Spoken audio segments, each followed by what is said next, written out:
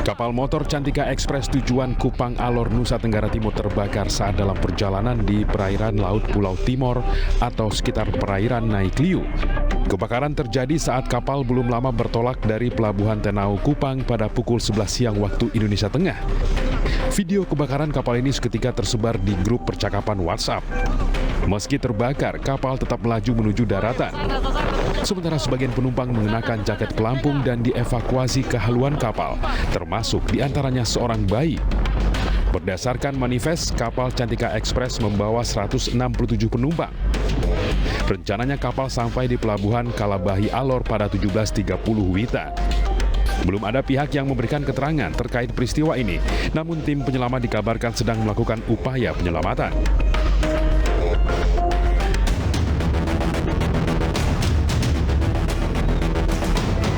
Sebuah minibus menabrak sejumlah sepeda motor yang berhenti di simpang lampu lalu lintas di Bugul, Kecamatan Bugul Kidul, Kota Pasuruan. Akibat tabrakan, sejumlah sepeda motor rusak. Menurut warga, mulanya minibus melaju dari arah Probolinggo menuju Pasuruan Timur Barat. Tiba-tiba, minibus menabrak kendaraan yang tengah berhenti menunggu lampu hijau menyala. Diduga penyebab kecelakaan, rem minibus tidak berfungsi. Mungkin lampu merah, ada kiri. Banting kiri. Yang ditabrak apa aja, Pak? Sepeda tiga. Banyak. Ada tiga. Ngerundul berarti dari belakang, Pak. Ya, dempet. Kasus kecelakaan ini tidak dilaporkan ke pihak kepolisian. Sementara pengguna jalan yang menjadi korban kecelakaan dibawa ke RSUD Dr. Sudarsono mendapat perawatan ringan.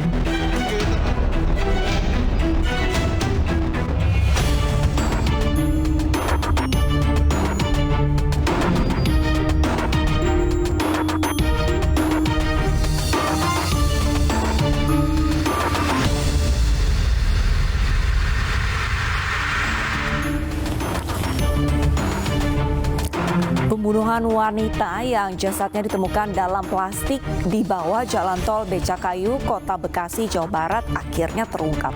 Pelaku merupakan teman korban yang sakit hati karena merasa dikhianati pada lingkar pergaulan mereka. Pemirsa, selain kasus pembunuhan di Jakarta, selama 1 jam ke depan, Realita juga akan menghadirkan sejumlah berita kriminal pilihan. Bersama saya, Arlista Hadi.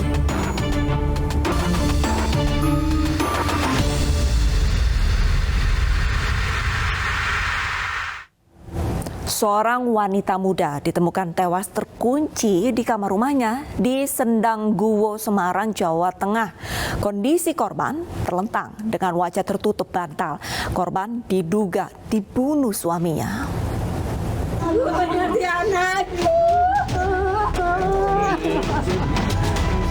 Keluarga Liandini Ayuning Tias histeris mengetahui kabar kematian wanita 23 tahun ini di kamar rumahnya yang terkunci di Sendangguwo Selatan 1, Semarang, Jawa Tengah. Saat ditemukan, korban dalam kondisi terlentang dengan wajah tertutup bantal. Keluarga menduga wanita 23 tahun ini tewas dibunuh. Pasalnya, rumah tangga korban dengan suaminya Dani Mardianto sedang tidak harmonis. Pemicunya, korban dicurigai melakukan perselingkuhan. Sebelum ditemukan tewas, keluarga korban dan suaminya akan melakukan pertemuan untuk membahas hubungan rumah tangga keduanya. Karena ini minggu ini jam 10 tadi ini mau pergi dari salah satu warga itu Kendal itu si Dan ini tuh istri ini si korban ini kan ini tidak sama saya kan manut gede manut dan dia satu sama anu baik kan kok tahu-tahu jadian kayak gini. Tapi besar-besarnya itu kalau cekcoknya aku tahunya cuma kemarin ini anakku kan orangnya diem tidak mau ngomong orang tua cuma tetangga katanya ya cekcok 2 kali gitu. Jasad korban kemudian dibawa ke RSUP Karyadi untuk diautopsi, sementara polisi mencari keberadaan suami korban.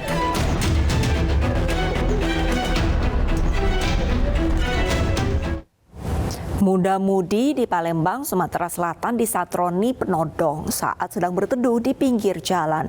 Korban pria yang sempat melakukan perlawanan terkena tusukan senjata tajam dan ponselnya berhasil dirampas pelaku.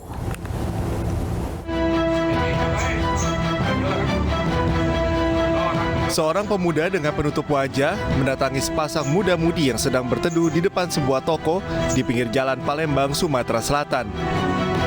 Awalnya pelaku berpura-pura meminta sebatang rokok, namun kemudian mengeluarkan senjata tajam dan meminta ponsel korban. Korban yang mencoba melakukan perlawanan akhirnya terkena tusukan senjata tajam pelaku. Ponsel korban juga berhasil dirampas pelaku. Peristiwa ini kemudian dilaporkan ke pihak berwajib. Polisi kemudian berhasil menangkap pelaku yang beridentitas sebagai Henry. Kaki kanan pelaku ditembak polisi. Dari tangan pelaku, polisi mengamankan barang bukti sebilah pisau yang digunakan saat beraksi. Pelaku diduga telah berulang kali melancarkan aksinya dengan modus yang sama. Henry sebelumnya juga pernah dipenjara karena mencopet. Jadi untuk sekali kami Satreskrim Polrestabes Palembang khususnya Kapolres Pidum berhasil mengamankan satu orang pelaku. Dia kita kenakan pasal 365 sesuai dengan kekerasan. Korbannya ini sedang awalnya kronologis itu korban sedang berteduh ya, menunggu memang waktu hujan berteduh. Nah dia menghampiri korban langsung menodongkan senjata tajam ke korban untuk meminta HP korban. Atas perbuatannya pelaku dijerat pasal 365 KUHP dengan ancaman di atas 5 tahun penjara.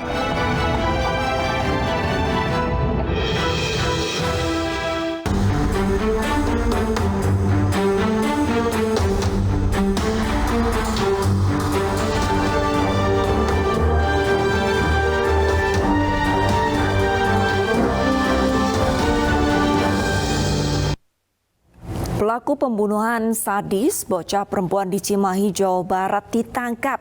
Pelaku nekat membunuh lantaran gagal mendapatkan ponsel korban.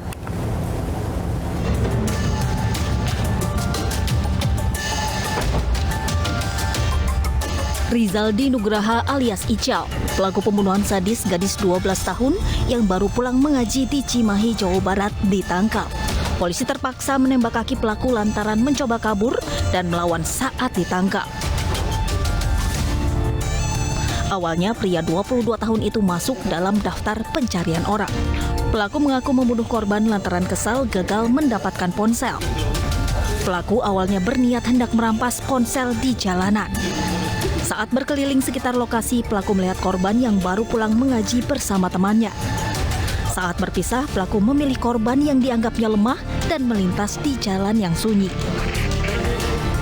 Karena korban tidak memiliki ponsel, pelaku yang kesal lalu menikam korban dengan senjata tajam yang sudah dibawanya lalu kabur.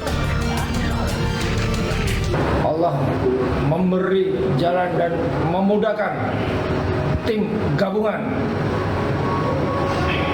Direktorat Kriminal Umum Polda Jawa Barat bersama tim dari Polres Cimahi. Alhamdulillah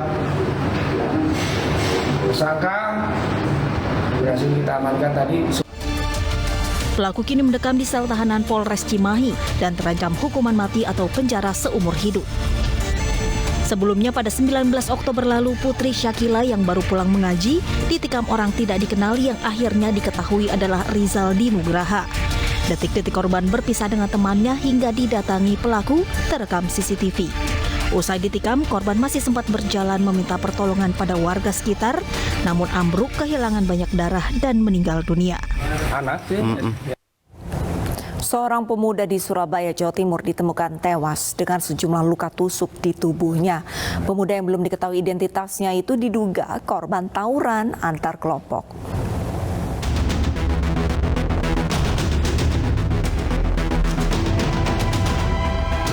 Tawuran antar kelompok pemuda di Jalan Raya Kenjeran, Surabaya, Jawa Timur terekam CCTV. Dua kubu saling serang menggunakan senjata tajam, saling lempar batu hingga petasan. Saat penyisiran usai tawuran, seorang pemuda ditemukan tewas dengan luka tikaman di sekujur tubuhnya. Tidak ditemukan kartu identitas korban yang diperkirakan berusia 20 tahun ini. Saat ini, jasad korban berada di kamar jenazah RSUD Dr. Sutomo, Surabaya untuk diautopsi. Sementara itu, Polsek Kenjeran juga menangkap 6 pemuda yang kedapatan kabur saat polisi datang ke lokasi tawuran. Hasil penyelidikan yang diketahui lukanya luka kayak tusukan itu, tusuk di badannya, terus di kepala sama kaki. Apakah itu korban tawuran atau begal? Kita belum tahu. Terkait ada yang sempat diamankan itu apa ini? Mereka itu? Korban ditemukan di THP ya, utara dari Jember Surabaya. Pada saat itu anggota di Gedung Joy dalam rangka pengamanan Balbiar. Pada saat mendatangi TKP di Jalan Ambangan itu ada anak gerombol-gerombol, kebetulan tahu petugas pada lari, sehingga kita amankan. Jadi terkaitannya kita masih dalam kaitan dengan 6 orang. Keenam terduga pelaku kini diperiksa di Polsek Kenjeran untuk mencari pelaku penikaman korban dan pemicu tawuran antar dua kelompok pemuda tersebut. Seorang ojek online tewas ditikam orang tidak dikenal di Jalan Kiai Haji Mas Mansur, Tanah Abang, Jakarta Pusat pada Sabtu lalu. Korban sebelumnya terlibat cekcok dengan pelaku yang langsung kabur usai melihat korban tergeletak. Travel orang kayaknya ditusuk nih Bang. Mana ya? Warga mengevakuasi seorang ojek online yang terkapar bersimbah darah di Jalan Kiai Haji Mas Mansur, Tanah Abang, Jakarta Pusat. Korban bernama Muhammad Ridho Ramadan itu didapati sudah tidak bernyawa akibat luka tikaman di dada. Menurut warga di lokasi, awalnya korban diketahui terlibat cekcok dengan seorang pengendara motor. Meski sempat dilerai warga, namun pelaku tiba-tiba menikam korban dan langsung kabur. Awalnya cekcok mulut karena yang pakai motor metik itu kan yang jaket hitam kan udah mau jalan lah udah istilahnya, tapi kan masih ditahan. Itu korbannya siapa Bang? Nggak paham kami. Itu pengemudi ojol apa gimana Bang? Apa ditusuk Bang? Ya itu kalau penusukan kita kan nggak lihat persisnya karena tiga-tiganya kita nggak lihat ada yang bawa senjata. Tapi ada korban Bang? Nah tiba-tiba yang pakai jaket grab itu kan mengeluarkan darah. Nah di sini lah perkelahian berhenti karena yang satu ngeluarin darah. Jasad korban sempat dibawa ke RSAL Minto Harjo sebelum dibawa ke RSCM untuk diautopsi. Kasus penikaman ini masih ditangani Polres Metro Jakarta Pusat.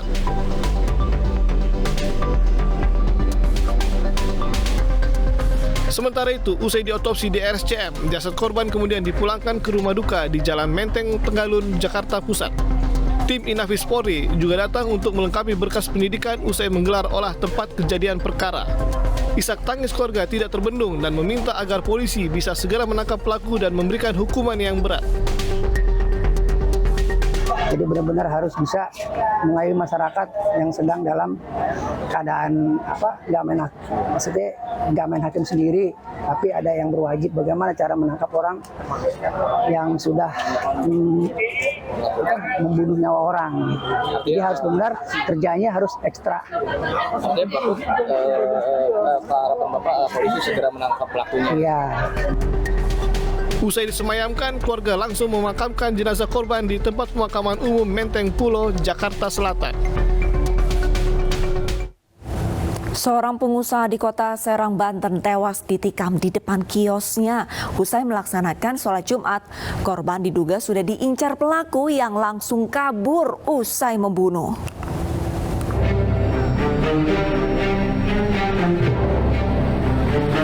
Muhammad Noval, 37 tahun, seorang pengusaha tewas ditikam usai sholat Jumat di Jalan Raya Banten, lingkungan Kebaharan Al-Amin, Kota Serang, Banten.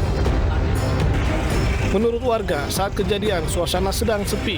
Korban diduga sudah diincar pelaku yang menanti korban pulang dari masjid. Saat korban tiba, pelaku menghampiri dan langsung menikam korban lalu kabur.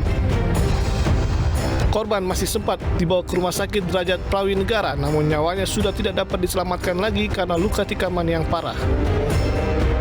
Mana Pak? Bawa pulang dari masjid. Dari masjid bawa pulang ke arah sana, ke rumahnya. Korban usianya berapa Pak? 37 ya. Terus ada fotonya nih kalau pas kejadian Pak, ini Pak apa namanya? Udah ditunggu apa gimana itu? Setelah kejadian itu mungkin meninggalnya ya mungkin sudah pendarahan ya di rumah sakit sudah nggak ada. Pelakunya Pak? Pelakunya belum sampai sekarang belum ketahuan. Untuk sementara nanti dari hasil forensik ya yang bisa ini kami masih menunggu dari hasil forensik kira-kira apa saja yang mengakibatkan kematiannya. Kira-kira jam berapa? Kejadian informasi dari masyarakat setelah sholat Jumat, kurang lebih pukul 12.30 di pinggir jalan. Kondisinya lalu lintas seperti apa Bang? Sepi atau gimana? Kami sedang melakukan olah TKP ya, olah TKP, mencari saksi-saksi, barang bukti, nanti perkembangan akan kami sampaikan kembali. Polisi masih menyelidiki kasus pembunuhan ini. Polisi akan memeriksa rekaman CCTV yang terpasang di lokasi kejadian dan meminta keterangan sejumlah saksi. Serapat-rapatnya bangkai ditutup akan tetap mengeluarkan bau. Sebagaimana berbagai kasus kriminal yang kami tayangkan sebelumnya pemirsa, tidak ada tindak kejahatan yang akan lolos dari hukuman di dunia, apalagi di akhirat. Usai jeda, realita pembunuhan seorang pemuda yang terkait cinta segitiga. Tetaplah bersama kami.